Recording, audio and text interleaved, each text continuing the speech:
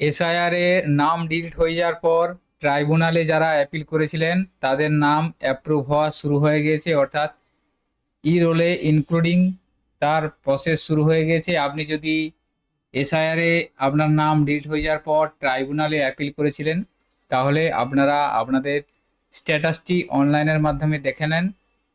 অনেকেরই অ্যাপ্রুভ হওয়া শুরু হয়েছে। কিভাবে স্ট্যাটাস দেখবেন বা কিভাবে অ্যাপ্রুভ হচ্ছে তারই বিস্তারিত আজকের ভিডিওর মাধ্যমে আমি আপনাদের জানাবো। তাই ভিডিওটি স্কিপ না করে আপনারা সম্পূর্ণ দেখবেন এবং আমাদের সাথে থাকবেন। যারা ট্রাইব্যুনালে অ্যাপিল করেছেন তাদের জন্য আজকের ভিডিওটি খুবই গুরুত্বপূর্ণ হতে চলেছে। সর্বপ্রথম ars.eci.gov.in এই পোর্টালটি ওপেন করে দেবেন। এই ধরনের পোর্টাল একটা আপনাদের সামনে এসে যাবে। এখান থেকে দেখুন submit appeal for individual under adjudication যেটা আছে তার নিচে ট্র্যাক অ্যাপিল ফর ইন্ডিভিজুয়াল এখানে ক্লিক করবেন।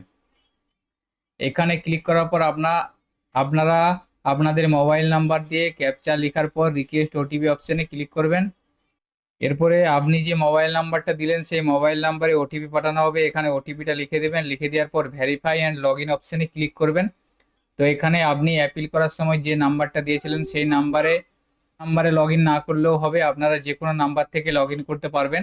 এরপর এখান থেকে আপনাদের এপিক নাম্বার দিয়ে সার্চ করতে হবে, অর্থাৎ আপনি যে ভোটার কার্ডের জন্য অ্যাপিল করেছিলেন সেই ভোটার কার্ড নাম্বারটা এখানে ইন্টার এপিক কার্ড নাম্বার লিখবেন। লেখার পর সার্চ অপশানে ক্লিক করবেন।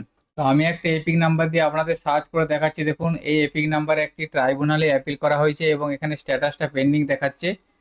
এখানে দেখুন 2/4/2026 তারিখে এই ভোটার কার্ড থেকে অ্যাপিল করা হয়েছে, এই স্ট্যাটাস এখনো পেন্ডিং দেখাচ্ছে। তো আমি একটি অন্য এপিক নাম্বার দিয়ে আমি সার্চ করে আপনাদের দেখাচ্ছি। দেখুন যেটা অ্যাপ্রুভ হয়েছে সেই এপিক নাম্বারটা দিয়ে আমি সার্চ করলাম। সার্চ করার সাথে সাথে এখানে অ্যাপিল আইডি এবং অ্যাপিল এগেনস্ট যে এপিক নাম্বার সেই এপিক নাম্বার শো করছে এবং স্ট্যাটাস দেখাচ্ছে ইনক্লুডেড ইন ই রোল। এরপরে ভিউ অপশানে আপনাদের ক্লিক করে দেখাচ্ছি। দেখুন এখানে নিচে দেখুন অ্যাকশন টেকেন, এখানে দেখা যাচ্ছে status included in E roll, অর্থাৎ এই অ্যাপিলটি অ্যাপ্রুভ হয়েছে। তো এখানে দেখুন আপনারা লক্ষ্য করবেন, এখানে দেখুন অ্যাকশন টেকেনে দেখুন টোটাল 3টে স্ট্যাটাস আছে, 2টো স্ট্যাটাস পেন্ডিং আছে এবং এখানে যে total appeal submitted against epic, অর্থাৎ এই এপিকের এগেনস্টে দুবার অ্যাপিল করা হয়েছে। তারপরে এই অ্যাপিলটি অ্যাপ্রুভ হয়েছে, অর্থাৎ প্রথম অ্যাপিল করা হয়েছিল 4/4/2026 তারিখে।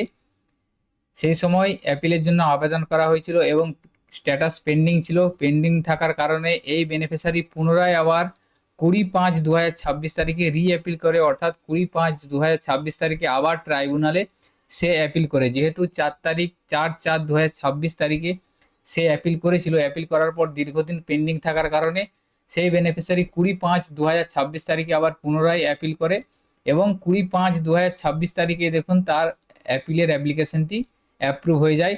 অর্থাৎ 20/5/2026 দুপুর 1টা 2 মিনিটে অ্যাপ্লিকেশন করা হয় অ্যাপিলের এবং 20/5/2026 17টা 10 অর্থাৎ বিকাল 5টা 10 মিনিটে তার আবেদনটি অ্যাপ্রুভ হয়ে যায় এবং ই রোলে ইনক্লুড করে দেওয়া হয়। সেই জন্য এখানে অ্যাপিল সাবমিটেড এখানে 2 দেখাচ্ছে। তো যারা ফার্স্ট টাইম অ্যাপিল করে আছেন তাদের এখানে 1 শো করবে। তো এখানে আপনাদেরকে বলে রাখি, যারা ফার্স্ট টাইম অ্যাপিল করেছিলেন তাদের অ্যাপ্লিকেশন স্ট্যাটাস যদি এই ধরনের পেন্ডিং থেকে থাকে তাহলে আপনারা পুনরায় আবার অ্যাপিল করুন। অ্যাপিল করার পর দেখবেন আপনাদের অ্যাপ্লিকেশনটি সঠিক হলে এবং সেটা যাচাইয়ের পর আপনাদের অ্যাপিলটি অ্যাপ্রুভ করে দেওয়া হবে। অর্থাৎ আপনারা যদি একবার অ্যাপিল করে থাকেন সেক্ষেত্রে আপনাদের পেন্ডিং থাকলে আপনারা পুনরায় আবার রিঅ্যাপিল করুন। রিঅ্যাপিল করার পর দেখবেন আপনাদের অ্যাপ্লিকেশনটি অ্যাপ্রুভ হয়ে যাবে। সেটা আমি আপনাদের লাইভ প্রুফ দেখাচ্ছি। দেখুন প্রথমে আমি যেটা দেখালাম সেটা পেন্ডিং অবস্থাতেই আছে এবং দ্বিতীয়বার যে এপিক নাম্বার দিয়ে সার্চ করে আমি আপনাদের দেখালাম সেটা দেখুন 2বার অ্যাপিল করা হয়েছে সেটা বলা আছে এবং কোন কোন ডেটে অ্যাপিল করা হয়েছে এবং দ্বিতীয়বার অ্যাপিল করার যেদিন করেছেন সেই দিনেই তার অ্যাপিলটি অ্যাকসেপ্ট করে নেওয়া হয়েছে।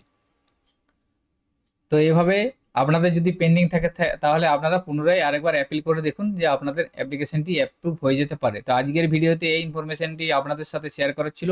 সকলের সুবিধার্থে ভিডিওটি শেয়ার করবেন। সকলে ভালো থাকবেন, সুস্থ থাকবেন। ধন্যবাদ।